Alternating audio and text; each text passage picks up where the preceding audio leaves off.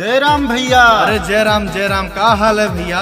हाल तो बढ़िया है। अच्छा। अरे ये बताओ। हाँ भैया। अपने डाही ग्राम पंचायत का हाल है प्रधान? अरे बहुत बढ़िया है भैया, बहुत बढ़िया। अच्छा। हाँ। क्या चर्चा चलती? अरे रमेश भैया का है। रमेश पंडित जी का? हाँ। अरे भैया बिल्कुल सही कहो, जहाँ चौराहे बैठो। अच्छा। रमेश पंडित बच्चा भैया की चर्चा है। बिल्कुल। और सुनो। हाँ भैया। भैया बहुत सरल स्वभाव का आदमी है। अच्छा। और काम करी है, विकास करी है अपने ग्राम सभा में। अच्छा। तो ये याद रखो। हाँ भैया। रमेश पंडित बच्चा भैया जितावे है। हाँ बिल्कुल। तो प्रधान बनावे है। बच्चा भैया जिंदाबाद। ग्राम सभा डाही से चल पड़े हैं विकास की ओर, विकास की गंगा बहाने। आपके चहेते, आपके बेटे प्रधान पद के उम्मीदवार रमेश पंडित उर्फ बच्चा भैया जी। तो याद रखेगा, आने वाले प्रधानी के चुनाव में अब की बार अपना आशीर्वाद और मतदान देकर रमेश पंडित उर्फ बच्चा भैया जी को जिताना है, अपना प्रधान बनाना है, अपने ग्राम सभा में विकास की गंगा बहाना है। गायक अभिषेक सिंह। सुना बहनी हो, सुना भैया हो, हाथ जोड़ी ले बड़ी पैया हो। सुना बहनी हो, सुना भैया हो, हाथ जोड़ी ले बड़ी पैया हो। ग्राम सभा डाही का मिलके अब की भाग जगाना है। रमेश भैया को अब की जिताना है, अपना प्रधान बनाना है। बच्चा भैया को अब की जिताना है, अपना प्रधान बनाना है। रमेश भैया को अब की जिताना है। रमेश पंडित उर्फ बच्चा भैया जी का कहना है कि संघर्षों से लड़ना सीखा है, संघर्ष हमारी गाथा है। सत्ता का कोई शौक नहीं, अपने ग्राम सभा डाही के विकास से मेरा नाता है। तो याद रखेगा भाइयों, किसी के लालच, किसी के बहकावे में नहीं आना है।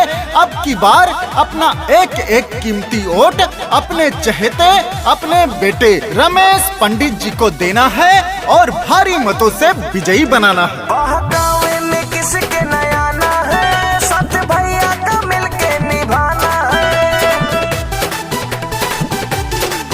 बहकावे में किसके नया ना है, साथ भैया का मिलके निभाना है। जीत के भैया गाँव में खुशियाँ लाएंगे, ग्राम सभा को अपने ये चमकाएंगे। जात पात का भेद भावना सबको गले लगाना है। बच्चा भैया को अब की जिताना है, अपना प्रधान बनाना है। रमेश भैया को अब की जिताना है, अपना प्रधान बनाना है। बच्चा भैया को अब की जिताना है। खेतों में, खलिहानों में, जनता के अरमानों में हर पल मिलेंगे रमेश पंडित उर्फ बच्चा भैया जी। गरीब मजदूर किसानों में जो बच्चे बच्चे से प्यार करते हैं, जात पात में कोई भेदभाव नहीं करते, सबके साथ कंधे से कंधा मिलाकर चलते हैं, गरीबों के सुख दुख में हमेशा खड़े रहते हैं। तो याद रखेगा भाइयों, अपने ग्राम पंचायत को विकसित बनाना है तो अब की बार रमेश पंडित जी को जिताना है। काम सब ही के भैया जी आते हैं, साथ सुख दुख में सबका निभाते हैं। काम सब ही के भैया जी आते हैं, साथ सुख दुख में सबका निभाते हैं। हर माँ बहन बुजुर्गों का ये प्यारा है। सब ही के भैया जी आंखों के ये तारा है। जगह जगह पे चर्चा इनका सब कोई दीवाना है। रमेश भैया को अब की जिताना है, अपना प्रधान बनाना है। बच्चा भैया को अब की जिताना है, अपना प्रधान बनाना है। रमेश भैया को अब की जिताना है। ग्राम सभा डाही की जनता ने ठाना है, अब की बार रमेश पंडित जी को प्रधान बनाना है।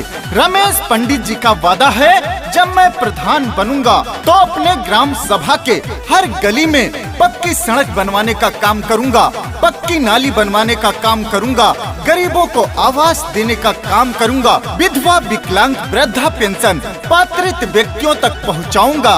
तो याद रखिए, अपने ग्राम सभा में विकास की गंगा बहाना है। तो याद रखिए भाइयों, अब की बार रमेश पंडित उर्फ बच्चा भैया जी को जिताना है। सबने मिलके